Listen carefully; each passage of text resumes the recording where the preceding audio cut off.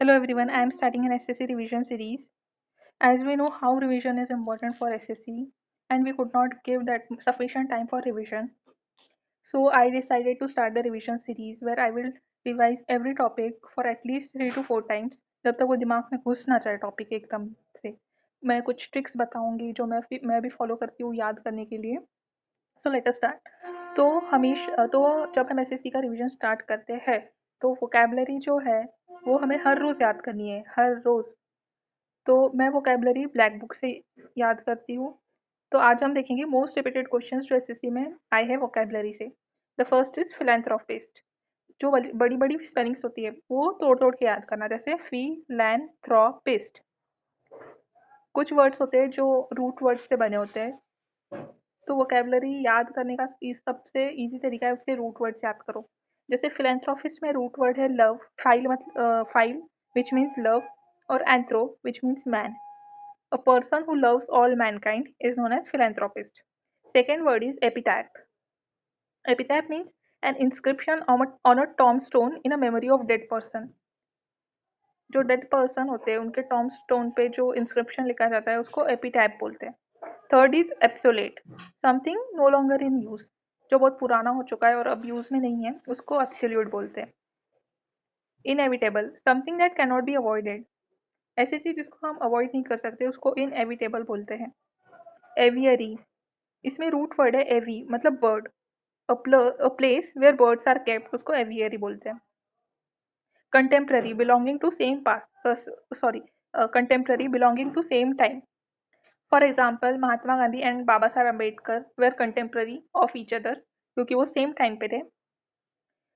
Then stoic, a person who can endure pain without complaining. एक ऐसा person जो हर pen झेल लेता है विदाउट कंप्लेनिंग, उसको स्टोविक बोलते हैं। Atheist, a person who does not believe in God.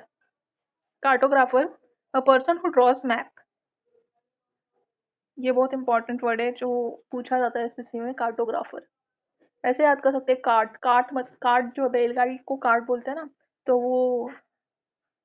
और ग्राफ मतलब समझ लो उसमें हम मैप ड्रॉ करते हैं, तो और मैप जो है वो कार्टोग्राफर को रास्ता डायरेक्शंस दिखाता है। और तो ऐसे याद कर सकते हैं पर्सन हु ड्रॉस मैप। अब हम पढ़ेंगे इडियम्स एंड फ्रेजेस। ये भी इंपॉर्टेंट होता है याद करना, रोज एटलीस्ट 10 अगर याद करें हम, so it would be helpful. तो first is beat around the bush, avoiding the main topic मतलब घुमा फिरा के बात करने को बीट अराउंड द बुश बोलते हैं। Spill the beans, रिवेल the secret. Cost N arm and a leg, very expensive. Once in a blue moon, rarely and infrequently. Can we see blue moon every day? No. So it is rarely and infrequently. Face the music to accept punishment for mistake. Under the weather, to not feel well. A bolt from a blue, unexpected. This is very important idiom. A bolt from blue मतलब unexpected कोई चीज हो रही है, एक complete surprise, उसको अ bolt from blue बोलते हैं। Buried hatches to end the quarrel. Wild goose chase, a worthless hunt or chase. At 11th hour, at very last moment. So these are the 10 idioms and phrases हो गए और 10 vocabulary हो गई। अब हम कुछ ग्रामर रूल्स देखेंगे। I do grammar rules from 120 rules of grammar, जो बहुत एकदम अच्छे बुक है for revising grammar. So rule number 1 is difference between each and every. Each and every ऐसा लगता है कि इसके साथ प्लूरल वर्ब यूज होगी, पर नहीं, ईच एंड एवरी के साथ हमेशा सिंगुलर वर्ब यूज होती है। Each student is very talented. अब इनमें डिफरेंस है, ईच जो है एज एडजेक्टिव और एज प्रोनाउन भी यूज हो सकता है, पर एवरी हमेशा एडजेक्टिव की तरह ही यूज होता है। सेकेंड डिफरेंस है, ईच दो या दो से ज्यादा थिंग्स या पर्सन के लिए यूज होता है, लेकिन ओनली हमेशा दो से ज्यादा थिंग्स या पर्सन के लिए यूज होगा। एवरी कभी दो पर्सन, एग्जैक्ट दो थिंग्स या पर्सन के साथ यूज नहीं होगा। एब्स्ट्रैक्ट नाउन के साथ हम कभी ईच यूज नहीं करेंगे। एब्स्ट्रैक्ट नाउन के साथ हमेशा एवरी यूज होता है। For example, we have each reason to be happy, ये रॉन्ग स्टेटमेंट है क्योंकि हैप्पी एक एब्स्ट्रैक्ट नाउन है और उसके साथ एवरी यूज होगा। So we have every reason to be happy is the correct one. Rule number 2 है हमारा बोथ एंड नॉट। बोथ के साथ कभी नॉट यूज नहीं होता है, इसके प्लेस में हम नेदर नॉर यूज करते हैं। For example, both Ram and Shyam are not coming, ये रॉन्ग स्टेटमेंट है। Neither Ram nor Shyam are coming, ये भी रॉन्ग स्टेटमेंट है, क्योंकि जब दो सब्जेक्ट नीदर नॉर से जुड़ रहे हो तो वर्ब हमारी सेकंड सब्जेक्ट के हिसाब से होती है। तो यहाँ सेकंड सब्जेक्ट श्याम है जो सिंगुलर है, तो हमारी वर्ब भी सिंगुलर यूज होगी। Neither Ram nor Shyam is coming, it is a correct statement. Rule number 3 है हमारा यूज ऑफ रिलेटिव प्रोनाउन। जो हमारे रिलेटिव प्रोनाउन है हु, होम, विच, दैट, इसको कब और कहाँ और किसके साथ यूज करते हैं वो पता होना चाहिए। फॉर एग्जाम्पल हु एंड, जैसे कि हु होम पर्सन और डोमेस्टिक एनिमल्स जिनके नेम होते हैं उसके लिए यूज करते हैं। जैसे हम अगर हमारा डोमेस्टिक एनिमल डॉग है तो उसका हम नाम रखते हैं रॉकी, टॉमी। तो अगर सेंटेंस में स्पेसिफिक नेम देके है आपके एनिमल के लिए किसी, तो हु एंड हुम यूज होगा। विच हम यूज करते हैं non domestic animal and non living things के लिए। दैट के लिए कोई रेस्ट्रिक्शंस नहीं है, ये एनिमल्स के लिए, थिंग्स के लिए, पर्सन के लिए यूज होता है। कुछ ऐसे वर्ड्स जो कुछ ऐसे वर्ड्स होते हैं जिनके साथ हमेशा दैट यूज करते हैं, जैसे all, any, the same, the only, none, no, much, the few, the little, something, anything, nothing and superlative degree, इसके साथ हमेशा दैट यूज होगा। For example this is the same book that you were reading, the same के साथ that use हुआ है। Rule number 4 हमारा important rule है, 3 टाइप्स ऑफ कंडीशनल सेंटेंसेस। इसके 3 फॉर्म्स होते हैं। अगर इफ क्लॉज सिंपल प्रेजेंट में रहेगा तो main clause will, shall, can, may, might plus V one form में होगा। Will, shall, will, shall, can, may, must, ये हमारे मॉडल वर्ब्स है और इसके साथ वी1 फॉर्म यूज होगी जब हमारा इफ क्लॉज सिंपल प्रेजेंट में होगा। For example if I study, तो इफ क्लॉज जो है वो सिंपल प्रेजेंट टेंस में है, तो I will pass the exam जो होगा वो मेन क्लॉज होगा, हमारा विल प्लस वी1 यूज हुआ है। अगर इफ क्लॉज हमारा सिंपल पास्ट में होगा तो would, should, could, might plus V one use करेंगे। For example if I studied, ये सिंपल पास्ट में है, I would pass the exam, would plus V one form use हुई है मेन क्लॉज में। थर्ड हमारा है अगर इफ क्लॉज पास्ट परफेक्ट में होगा तो मेन क्लॉज हमारा would, should, could, might plus have plus वी3 फॉर्म में होगा। For example if I had studied, जो हमारा इफ क्लॉज है वो पास्ट परफेक्ट में है, I would pass the exam. पर ये जो फॉर्म है हमारे, जो ये 3 कंडीशनल सेंटेंस है वो यूनिवर्सल ट्रुथ के लिए अप्लीकेबल नहीं है, not applicable in case of universal truth. तो यूनिवर्सल ट्रुथ के केस में हम ये 3 कंडीशनल सेंटेंस का फॉर्म यूज नहीं कर सकते। फिफ्थ रूल है हमारा usage of one of the phrase. ये फ्रेज बहुत बार यूज होती है एग्जाम में, तो इसके हमें 3 फॉर्म्स याद रखने हैं। वन ऑफ द के बाद हमेशा प्लूरल नाउन यूज होगी।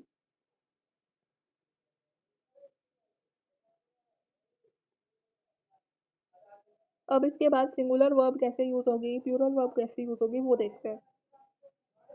अगर सेंटेंस में रिलेटिव प्रोनाउन हु, दैट रहेगा तो प्लूरल वर्ब यूज होगी, और अगर रिलेटिव प्रोनाउन नहीं रहेगा तो सिंगुलर वर्ब यूज होगी। ठीक है, ये 2 फॉर्म। एक तो वन ऑफ द के बाद हमेशा प्लूरल नाउन रहेगा, और अगर उसके साथ रिलेटिव प्रोनाउन भी रहा तो प्लूरल वर्ब लगेगी, और अगर रिलेटिव प्रोनाउन नहीं रहा तो सिंगुलर वर्ब लगेगी।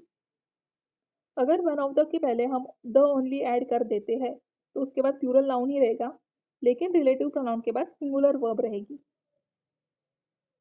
तो इन दोनों में डिफरेंस क्या है, द ओनली का। अगर द ओनली रहेगा तो सिंगुलर वर्ब आएगी प्लूरल वर्ब की जगह। ठीक है,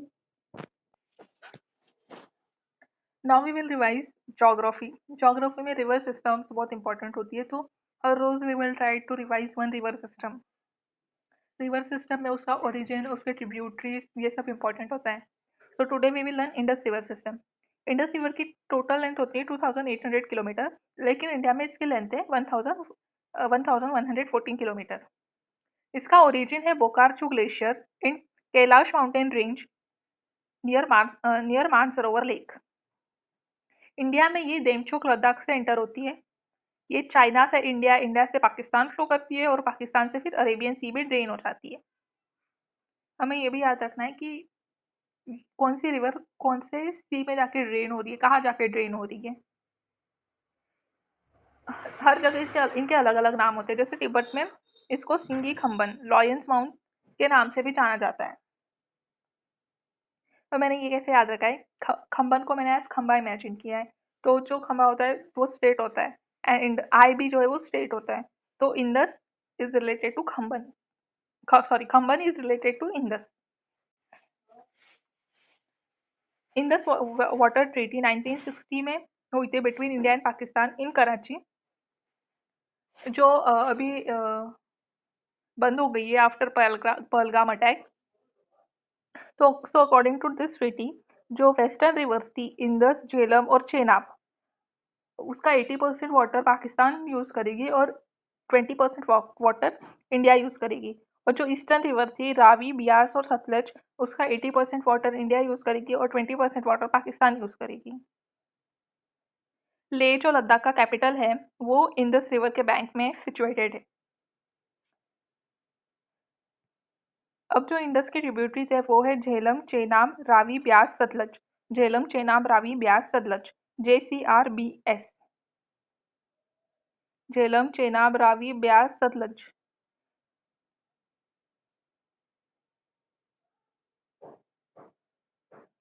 ये जो फर्स्ट लाइन है वो इनके एशियंट नेम्स है इस इन ट्रिब्यूटरीज के, और जो सेकंड लाइन है वो उनका ओरिजिन है। तो झेलम का एंशियंट नेम वितास्ता है।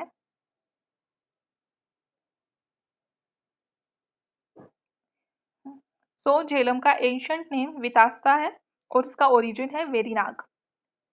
इसको हम ऐसे याद रख सकते हैं, वेरीनाग, नाग में आस्था होती है कुछ लोगों की, तो वितास्ता, वेरीनाग, झेलम। चेनाब का एंशियंट नेम आस्कीनी था और इसका ओरिजिन बारालाचा पास है। बारालाचा पास हमें लद्दाख में देखने को मिलता है, वो हम रिवाइज करेंगे जब हम पासेस को रिवाइज करेंगे, वो हम देखेंगे जब हम पासेस को रिवाइज करेंगे। रावी का जो एंशियंट नेम है पुरुषिनी होता है और ये रोहतांग पास, और इसका ओरिजिन है रोहतांग पास। रोहतांग पास हिमाचल प्रदेश में है।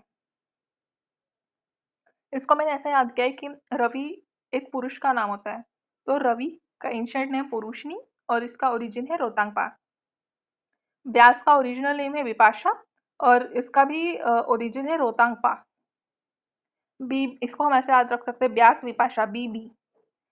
सतलज का एंशियंट नेम है शुतुदरी और इसका ओरिजिन है रक्षता लेक।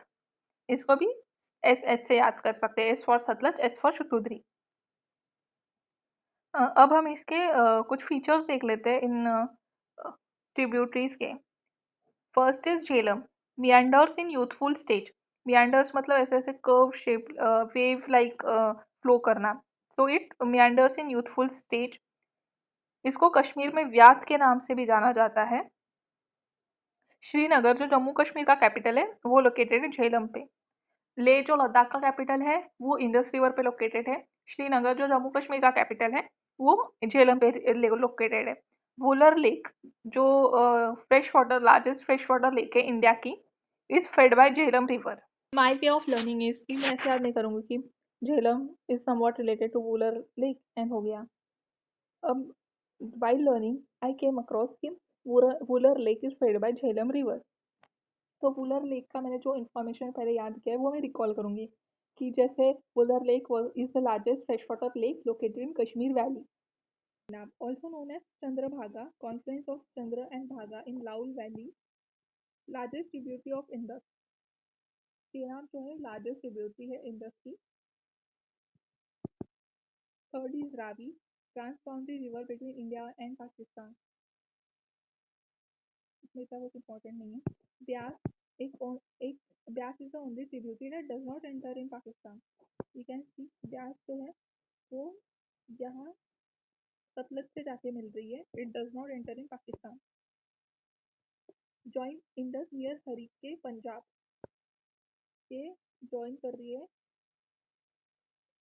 हरीके में, ये जहाँ ज्वाइन करती है सतलज को उसको हरीके बोलते हैं। और यहाँ से एक लॉन्गेस्ट नहर इंदिरा गांधी नहर पास होती है। इंदिरा गांधी नहर 470 किलोमीटर।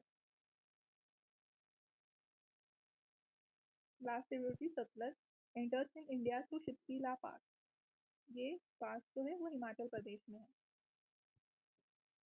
लॉन्गेस्ट ट्रिब्यूटरी है, चेनाब जो है वो लार्जेस्ट ट्रिब्यूटरी है, सतलज जो है वो लॉन्गेस्ट ट्रिब्यूटरी है। ऑल्सो नोन एज लैंगलिंग जाम्बो इन तिब्बत।